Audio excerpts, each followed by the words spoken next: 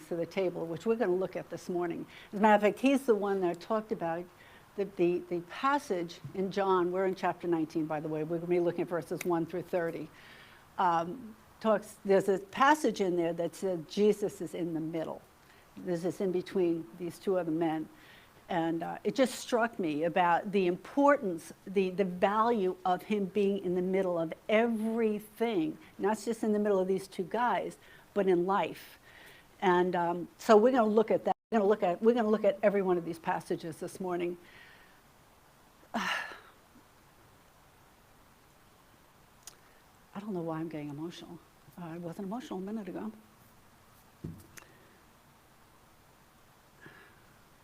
You know, the picture here in Golgotha is really quite striking. To know that Jesus deliberately did this. It was absolutely his choice. You know, when we looked at the scriptures last week, we looked at how he approached the men and Judas. He didn't wait for them when he saw these men coming up, and we looked at that. We said there were about 600 to 1,000 men that showed up to come and get him.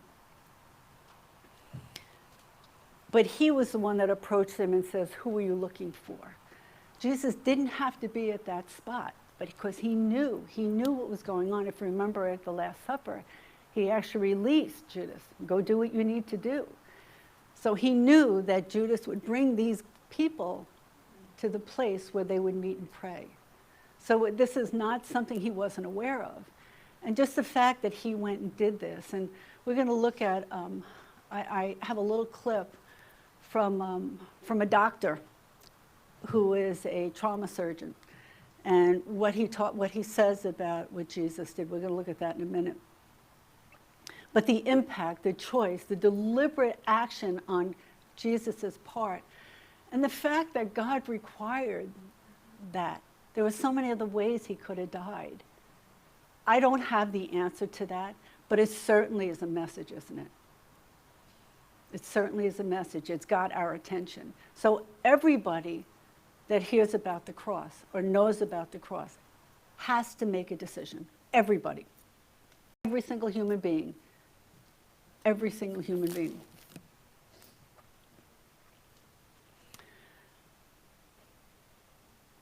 The truth is, you and I cannot avoid the cross. We're here because of the cross.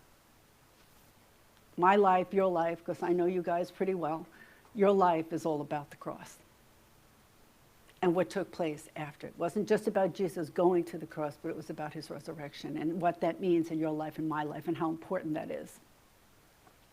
When people look at the cross, they either hate it, they love it, has no value, they ignore it, they pretend it didn't exist. But one day, it says, doesn't it, that every knee shall bow. Every person will recognize who he is. We're going to look at Jesus being condemned to the cross this morning. I want to read some notes that I had found. I thought this was interesting. The Persians invented the crucifixion. It was the form of execution reserved for the worst criminals and the lowest classes of people. Crucifixion was designed to make the victim die publicly, slowly, with great pain and humiliation. This was the form of death that God ordained for his son. I couldn't have done that. You know, when I look at the things about the cross, I couldn't have done it. And you're going to see this guy. His name is Dr. David Puna. He's a trauma surgeon, as I was saying. And he's going to look at the sweating blood, the flogging or the scourging, the crown of thorns, the cross, the nails, and the spears. So look at this. I want you to understand how... okay, babe.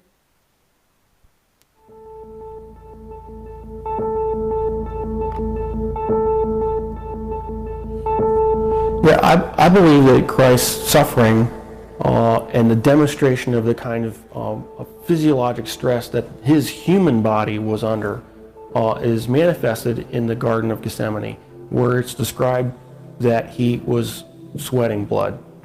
And there is a well-documented medical condition in which patients who are under tremendous amount of emotional stress and physiological stress can in fact sweat blood, because little blood vessels within the glands burst, and then the blood is expressed.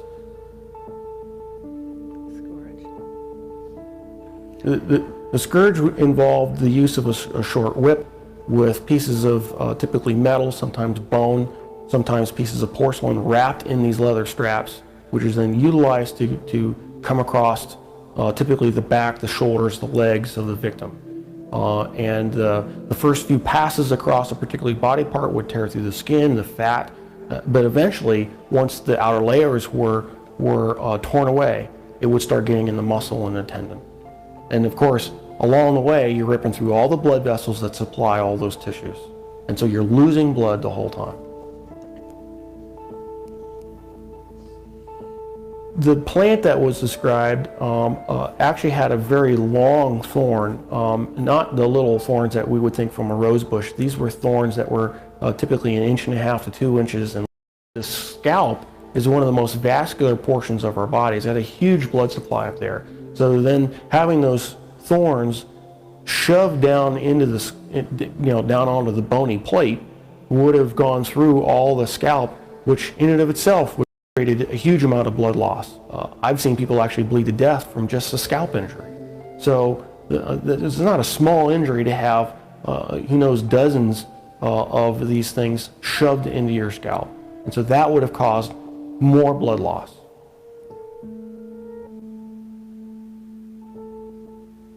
Typically, when a victim has to carry the cross, what has been described in the literature, in actual Roman literature, is they describe they carry the crossbar, and the crossbar is estimated alone was estimated to weigh about 110 pounds. And of course, if your arms are stuck out here, wrapped up on the crossbar, and you fall down, you need help getting up.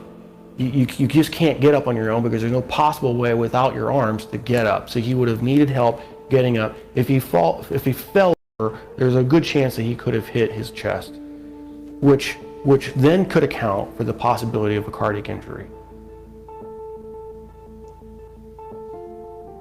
Anatomically, we consider the wrists as part of the hand, and so with the placement of the nails between the radius and the ulna, at that position, it still fits the definition of being in the hand, and it's in a position in which the nail won't rip out, which you have to have a solid point of fixation.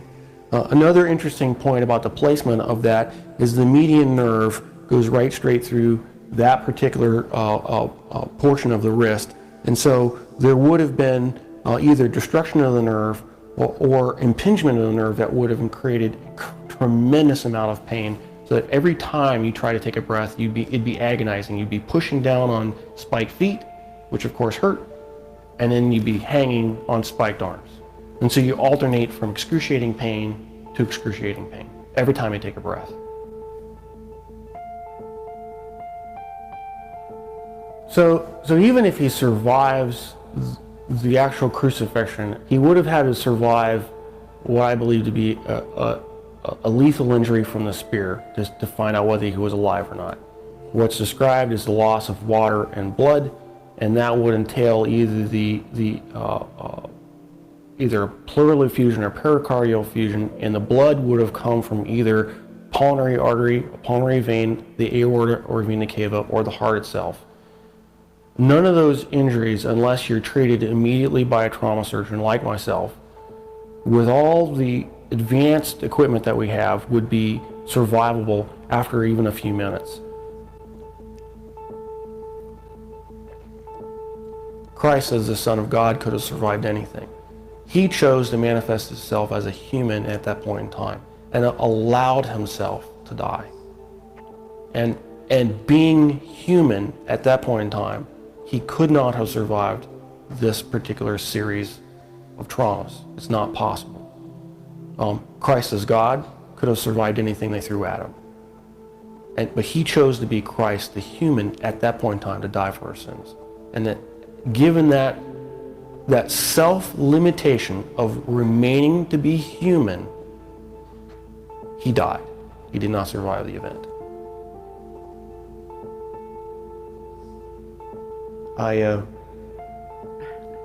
I'm profoundly impacted by it. Because I realized that the price that he paid was something I would never be willing to do for probably anybody. It's very difficult for me to even sing songs about the cross, even in worship. Because I truly do understand what he paid, the price that he paid.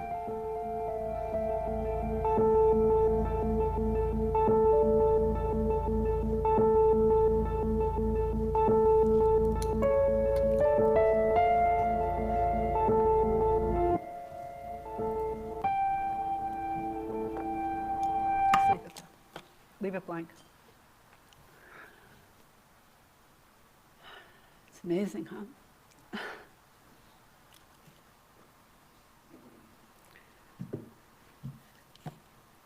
We take so much for granted.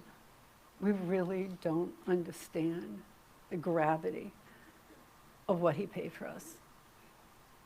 We sing about it, we jump around about it, we do all these great things, but we don't really get it like this man gets it. Every time, it's gonna make me cry again.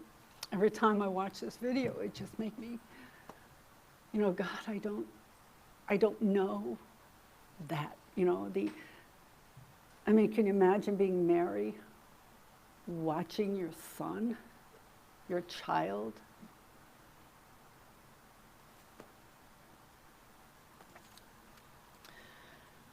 okay. So did this give you a greater understanding or some impact, or did you get it better? I hope so. That was my point. So I'm going to just put this here.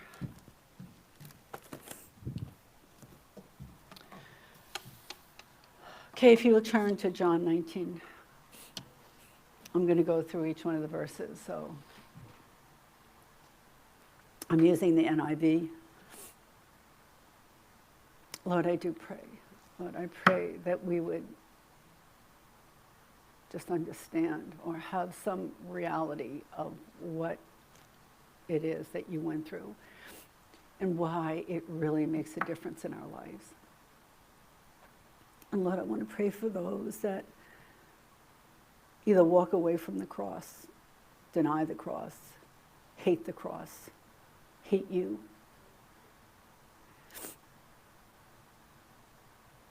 We don't do a very good job, God, of representing who you are. We're supposed to be a light in a dark place. And so often the church is so busy criticizing the church. We're so busy thinking we're better somehow, and we've arrived, and the others haven't, that are even your believers, Lord. I believe, God, I know I personally just barely know who you are. So, Father, I pray for us, and I pray, God, that we would love you more, and that love would be evident, that we would somehow, whatever that looks like in our personal lives, Lord, just allow you to touch us so that we can touch you. So, Father, as we go through your word this morning, I pray that your will would be done.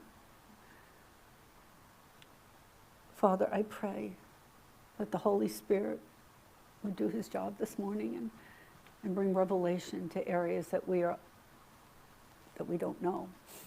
The word tells us, Lord, that when you reveal something, we own it. So, Lord, reveal to us all that we need to know.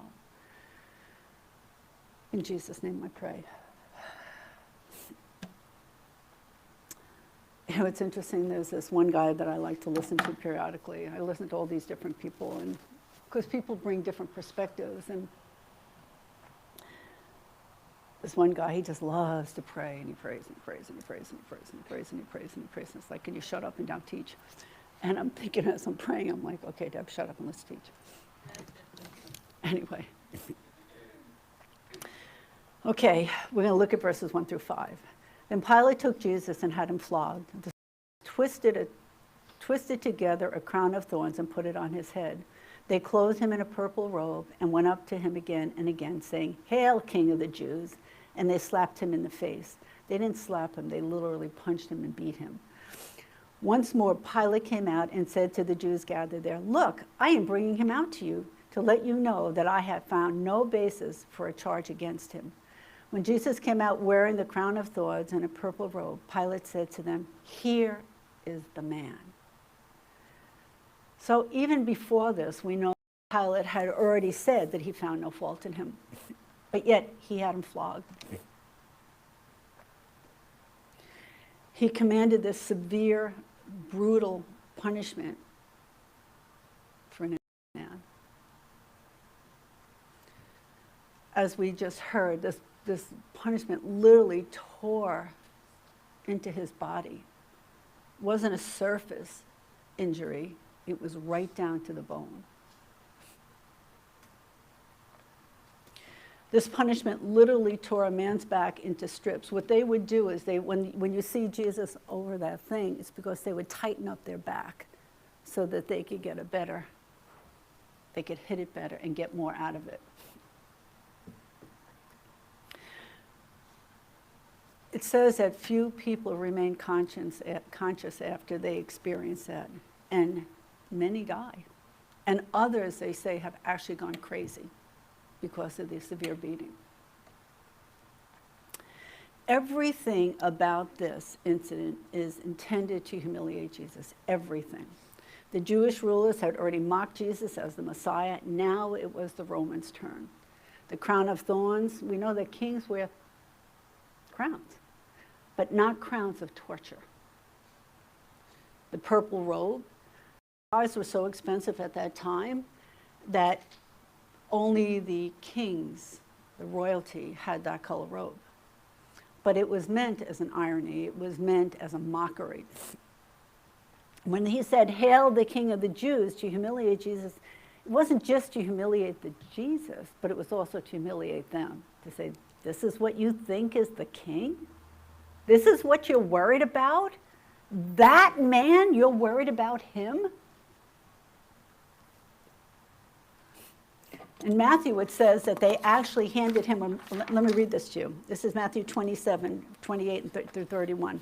They handed him a reed as a royal scepter. They stripped him and put a scarlet robe on him. And then they twisted together a crown of thorns and set it on his head. They put a staff in his right hand and knelt in front of him, mocking him. "Oh, King. Hail, King of the Jews," they said. They spit on him. They took the staff and struck him on the head again and again. After they mocked him, they took off the robe and put his own clothes on him. Then they led him away to crucify him. Here's the man is what Pilate says. He says, "Look at this poor fellow, this guy that you're so afraid of. Look at him. Look at him. How could he possibly be a threat to you?" But he is, isn't he? He's a threat to so many people. We have a whole nation at this point that's trying to shut him down, to shut him up, to shut us up. This man that they beat to a pulp, and the cross scares them. How could that be? Really, how could that be if it isn't true?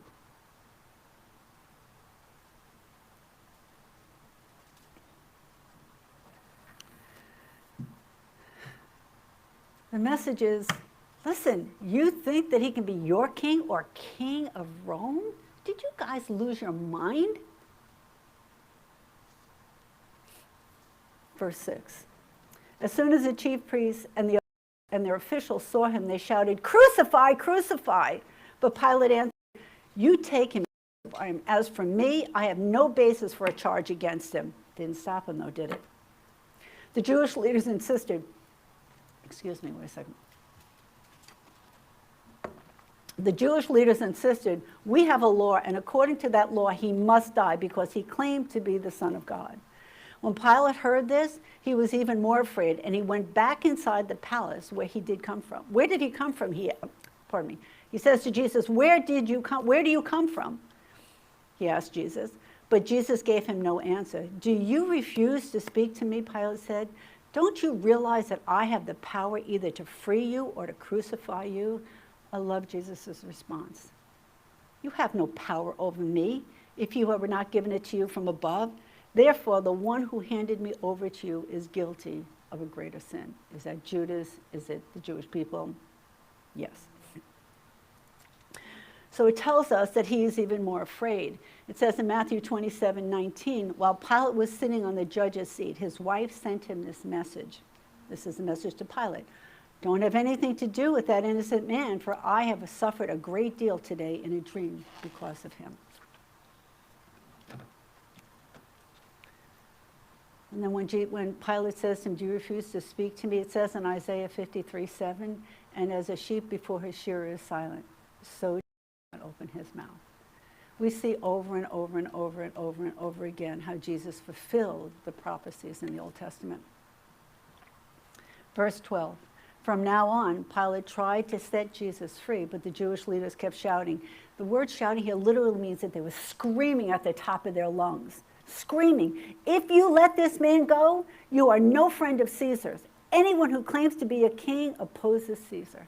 That was their trump card. You're not going to do it for me. What are you going to say to the king? What are you going to say to your leader when this man is saying he is the king? So when Pilate heard this, he brought Jesus out and sat down on the judge's seat at a place known as the stone pavement, which is the Aramaic in Gabbatha. And it means, says Gabba, it means elevated place. It was a judgment seat which is higher in the court. And the governor went up these steps to sit on it. Perhaps this was the very place called the pavement. It was a day of preparation of Passover, and it was about noon. Here is your king, Pilate says to the Jews, again, mocking Jesus. A beaten man wearing a torn crown. Wore a thorn crown. He's bloodied. Now, picture this. He's bloodied with a purple rag robe across his ripped body. This is your king? He keeps saying them to them over and over again. This is the man that you're afraid of? Look at him. He's like you. He's like me. He's just a guy. Why are you afraid of him? But they shouted, take him away, verse 15. Take him away, crucify him. Shall I crucify your king, Pilate asked. We have no king but Caesar, the chief priest answered. Finally, Pilate handed him over to be crucified. Now, what's interesting is none of the Gospels really give in details the crucifixion. But the original readers of this would have known exactly what that looked like because they would have seen it themselves. So at this point, we know that Pilate is saying he's innocent. He stresses that he's innocent. His wife comes to him and tells him, don't play around with this guy. It will hurt you. So Pilate tries to avoid sentencing Jesus. We looked at it. Remember, he sent him to Herod and ended up coming back to him. And the custom, as we know at this time, was that they would the custom between the Jew and the Romans was that the Roman people would allow them to choose a criminal to be set free on Passover. So he attempts to ask the crowd, we're going to continue reading this, he attempts to ask the crowd, what crime did this guy do? What is the problem with you guys? I'm not getting it. So publicly we see that Pilate washes his hands, saying that this death is this is your deal, not mine. I am washing my hands of this. I see nothing wrong that this man has done. So Pilate, it's kind of interesting because Pilate, he's actually commanded to kill himself shortly after this. So he does commit suicide. But he is trying desperately to stay in good graces with the government and with the people because he was known for not being able to keep those people under control. And every time there was some kind of an eruption within the community, he was the one that was responsible. And what would happen is that he would do things to these people, and he even was brought to court for that. So now it's like, okay, we got to appease these people, we got to keep them okay, meaning the Jews, the Hebrews. And I know I can't do this, so now it's your fault, it's your problem. I'll do what I have to do, but it's really your problem. John 17 and 18, it says, actually, let me see what I wrote here, 17 and 18. Actually, 16, 17. Anyway, so the soldiers took charge of Jesus. Carrying his own cross, he went out to the place called the Skull, which is Aramaic, it is called Golgotha. So, bearing his cross, according to Roman custom, Jesus carried his cross from the place of sentencing to the place of the crucifixion, the place of a skull. Before the Romans put a man on the cross, they put the cross on the man. So they only took this part. This is the part that he would have carried. Forcing him to carry it in public, like he said, was 110 pounds. And public procession intended to draw attention to the condemned, his crime, and his faith. So the whole idea was they would take them down these paths that were not a direct path to the place of crucifixion. They would take him down these other places so that everybody could see that if you did not abide by the law of Rome, this is the price that you would pay. It was meant to create fear and to say to these people, you better do what I say or that's you. It's amazing.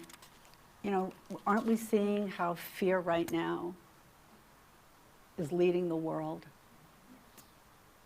If people are afraid, they'll let you do anything. They'll give up their rights, they'll give up anything and everything to save them.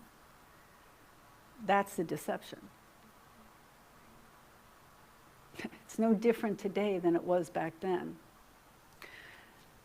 Verse 18, here they crucified him, and with him 2 others, one on each side, Jesus in the middle. This is the one that really struck me. So he was literally in the middle of these 2 guys.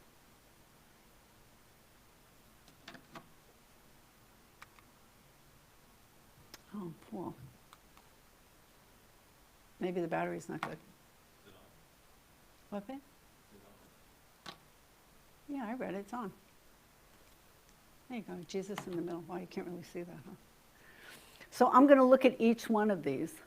So Jesus was in the center among humanity. Jesus was centered among sinful men. Jesus was centered among confusion. Jesus was centered between the believing and the rejecting.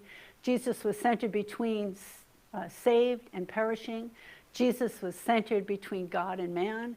And Jesus was centered in all God's history and his work. So the first one, Jesus was centered among humanity. Jesus was never distanced himself from anybody, from the common man, and freely interacted with those that were even great, that were considered great. He never pulled himself away from people like you and I. From his incarnation through his whole life, he lived as one of us.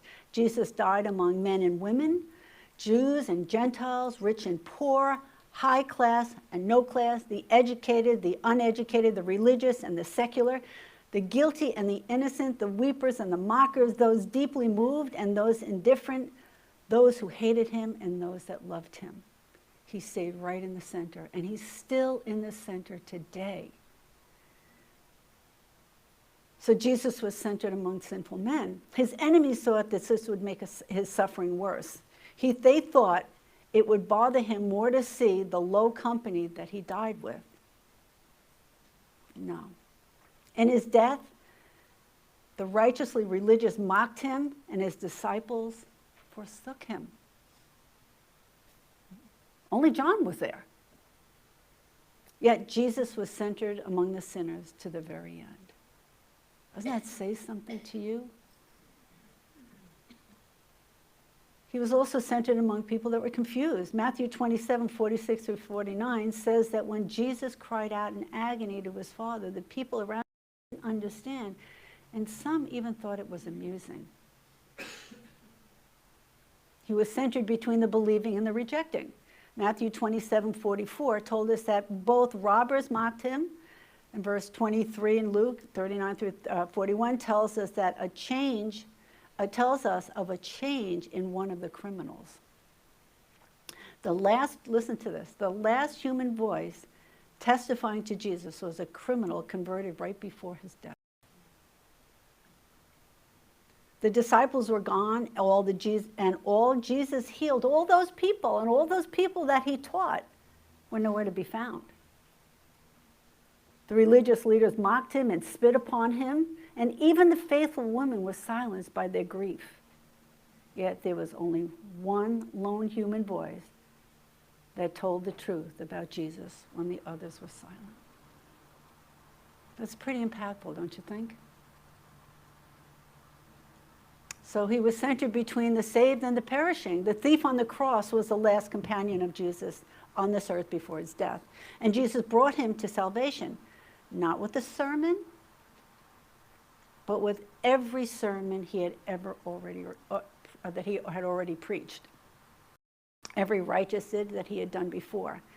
This was perhaps the only comfort to Jesus on the cross, but who really knows? Still, one thief was saved, but one was lost.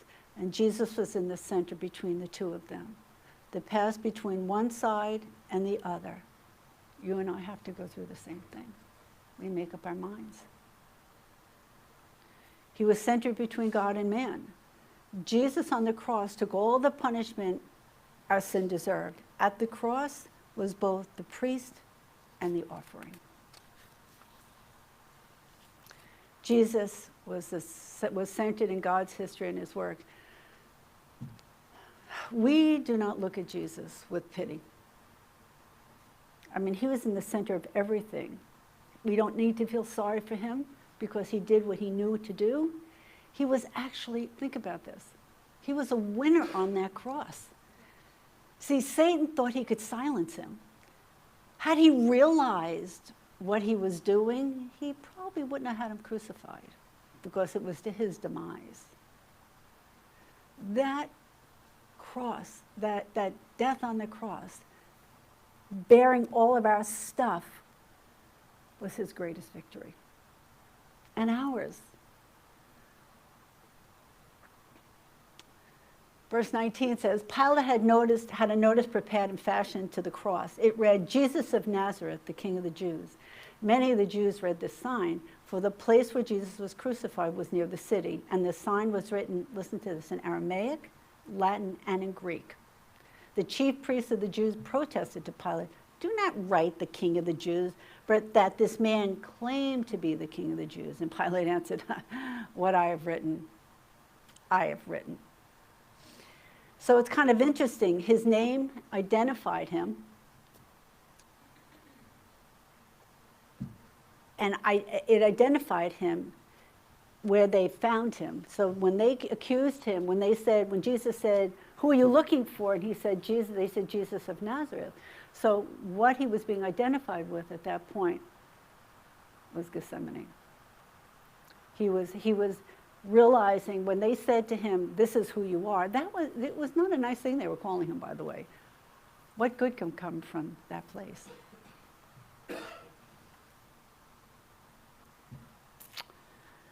By the way, it was customary that whenever a criminal went to the cross, they would actually wear this placard, and it would have their names and their crime written on them. So this wasn't unusual. But what was really interesting was that it was written in 3 languages. I mean, these guys Pilate didn't even realize that he was prophesying about what was going to happen next, that the world would know Jesus. So the Hebrew, the Aramaic, was for the native Jews, the Latin for the Roman occupation forces, the Greek for foreigners and Jews visiting from the other lands. So it sort of covered that place at that point. You realize that we are a product of that. When the soldiers, verse 23, when the soldiers crucified Jesus, they took his clothes, dividing them into 4 shares, one for each of them, under the undergarment, with the undergarment remaining. The garment was seamless, woven in one piece from top to bottom. So they say to one another, let's not tear it. Let's decide by lot who will get it. This happened so that the scripture would be fulfilled that said, they divided my clothes among them and cast lots for my garment. So this is what the soldiers did. Now, what you need to understand about that, Psalm 22, by the way, verse 18 says, they divided my clothes among them and cast lots for my garment. But what's interesting about that, there were always these soldiers that were stationed outside the crosses, because they were there to make sure, first of all, that the criminals died and that the people weren't carrying, like if people were trying to take them down from the cross, they were making sure that none of that happened. They kept order. So what they would do is they would drink and they would gamble. That's kind of what their behavior was. So they were gambling over his clothing. And they're drinking and they're mocking him. Verse 25, near the cross of Jesus stood his mother, his mother's sister Mary, Mary the wife of Clopas, and Mary Magdalene. When Jesus saw his mother there and the disciple whom he loved standing nearby, he said to her, woman, here is your son. And to the disciple, here is your mother, speaking to John. From that time on, the disciple took her into his home. If you remember back in Luke chapter 2, verse 34, remember Simeon after Jesus was born, he was waiting, he wasn't going to die until, he saw the Messiah. And it says, and Simeon, he's speaking to Joseph and Mary at this point, it says, and Simeon blessed them and said to Mary, his mother, the child is destined to cause the falling and the rising of many in Israel, and to be a sign that will be spoken against, so that the thoughts of many hearts will be revealed. And then it says, and a sword will pierce your own soul, too. I don't know about you guys, but I can't imagine standing and watching my children. I don't care. I mean, my kids are not kids. They're 40 years old, 38 and 37. What was he, 33 at that point? How do you do that? I don't know how you do that. We lost Rachel in the mall one time. She was, 2.5 full? I am screaming at the top of my lungs. We're in New York on Long Island. Screaming, trying to find my daughter. So afraid that somebody took her. Somehow she was in the stockroom. How'd that even happen? But I'm screaming for my kid. Could you imagine staying at a cross?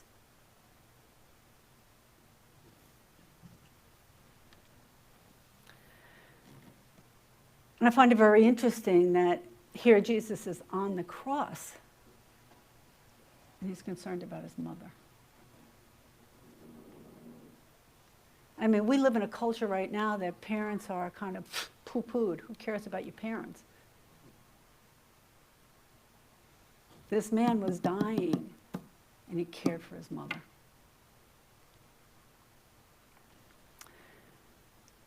The death of Jesus, verse 28. Later, knowing that everything had now been finished, which is very interesting. He knew that everything had been finished, and so the scripture would be fulfilled. Jesus said, I am thirsty. A jar of wine vinegar was there, so they soaked a sponge in it, put the sponge on a stalk of the hyssop plant, and lifted it to Jesus' lips.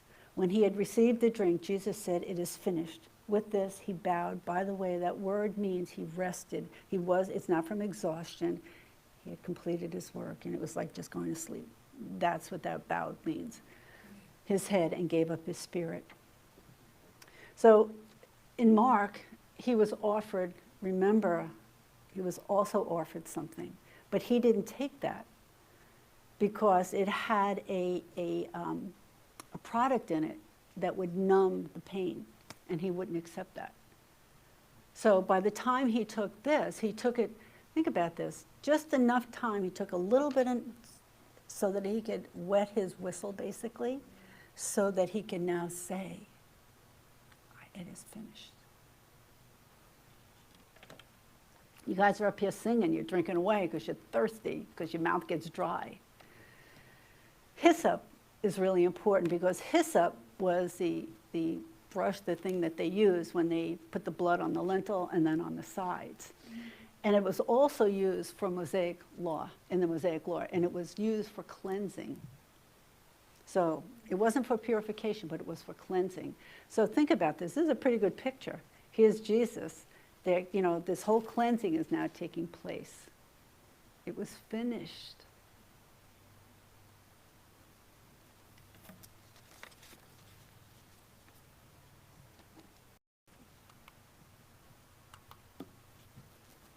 It's this.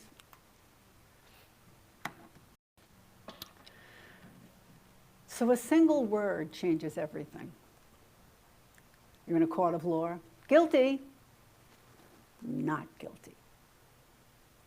Changes your future. You go to a doctor. You got all these symptoms. Cancer. No cancer. A word makes all the difference in the world. It is finished is actually should be one word. And it's called, the word is, did I put it up here? I can't pronounce the word, but it's T-E-L-E-W, and it means to finish. It was used in the 1st and 2nd centuries in the sense of fulfilling or paying a debt, and often appears in receipts, so during a transaction. Jesus' statement in is finished, in that particular word, could be interpreted as paid in full. So what did he accomplish? He paid in full. He accomplished the types, the promises, and the prophecies were finished. The sacrifices and the ceremonies of the priesthood were finished. His perfect obedience was finished. The satisfaction of God's justice was finished. The power of Satan, sin, and death was finished. This is important that you understand what took place when he said it is finished. He did it. It's done. Complete. There's nothing you or I have to do to satisfy God. He did it. Isn't that amazing?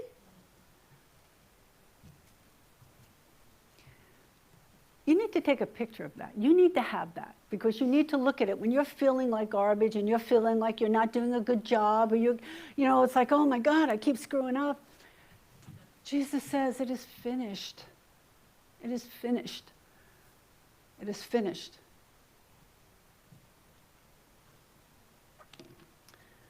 I chose a song. The group is called New Wine Worship. I don't really know who they are, but it's called The Cross. And it's a really beautiful song. So you can just sit and just listen to it.